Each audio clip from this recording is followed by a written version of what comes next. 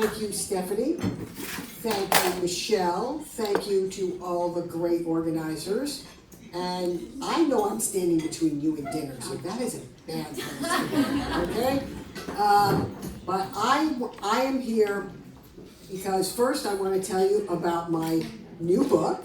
And I hope I have a few copies here, but it is available on Amazon, or I have cards where you can actually buy it at a discount. So my story is it's so inspirational to follow these women we've just heard from, who have been change agents, I would say changing the world from external in. And I am somebody who I've spent my life kind of changing big institutions from the inside, okay? That's a different kind of story in some way, but many of you are working in your careers in big, maybe financial institutions or whatever institution, wherever you're working in the private or the public sector, you're trying to make a change. But how do you do it? You know, you're just like, oh, okay, I'm a little cog in a wheel, like, how do I make a change in something so big? Okay, now I started out my career before environment and definitely before climate was even on the radar. And my parents being Holocaust survivors, I grew up believing I had to give back and I had to make the world a better place. And in the Cold War, that was about saving the world from annihilation with nuclear weapons. Okay, so I decided I was going to become an expert in that. And I wrote a book. My first book was on the neutron bomb, a low-yield tactical nuclear weapon that the U.S. wanted to deploy in Europe, and our NATO allies said, no, thank you, we don't want a weapon that kills people and leaves buildings standing. Okay, so that was about NATO and transatlantic politics and decision-making in government. And I got fascinated with how government makes decisions about our security. And then after graduate school, I became one of the first women on the Senate Armed Services Committee in Washington.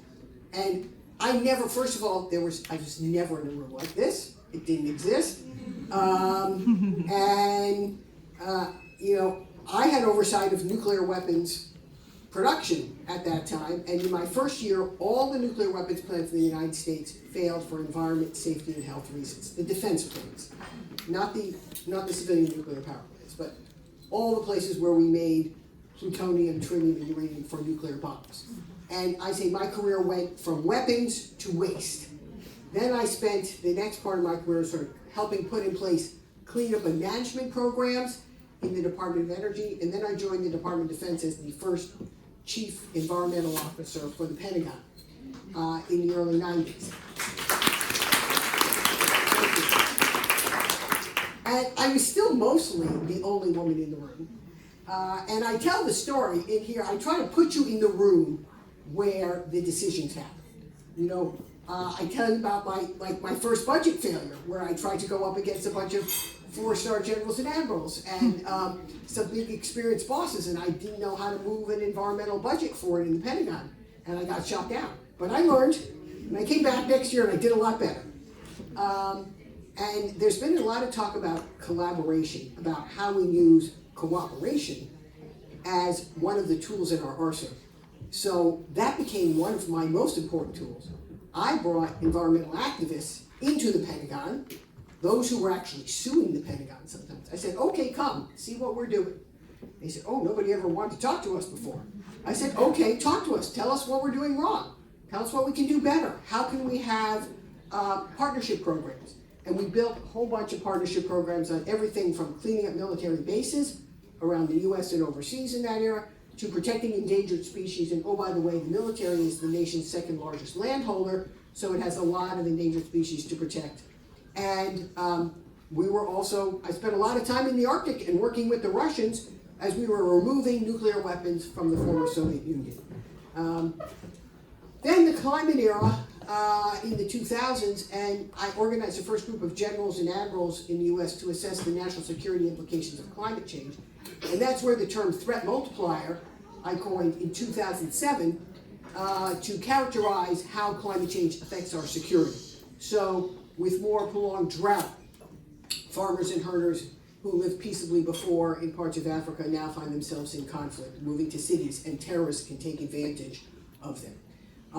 In the Arctic, as we just heard about, we have a whole new ocean that's opened in our lifetime, and a region that President Putin sees as a future toll road for transportation from ports in Asia to ports in Europe.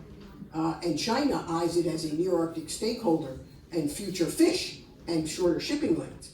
So, and we have all the resources to protect. So thank you, Sally, Sylvia, and Chief, for all that you're doing to raise that higher on the radar. So I've been working in various ways to raise this, mainstream this in the U.S. and internationally with now an international group and within NATO, so that now there are ambitious net zero goals for the U.S. Department of Defense. It's leading in some areas like putting microgrids on military bases and deploying renewables, next generation of nuclear, and many other things. So you guys are now the room where it's going to happen. And I am so happy about that because that is in itself is going to help decision making. And as we take this seriously, I've seen just a sea change in my life. And so I will close by saying that, from the threat multiplier, we have an opportunity multiplier to really advance both the technology. As Sylvia said, it's the best time to be a human because we know so much more. And we are on the cusp of revolutionary changes in data and modeling to better understand and close the gap between weather and climate as we understand our oceans better and understand Arctic and other changes.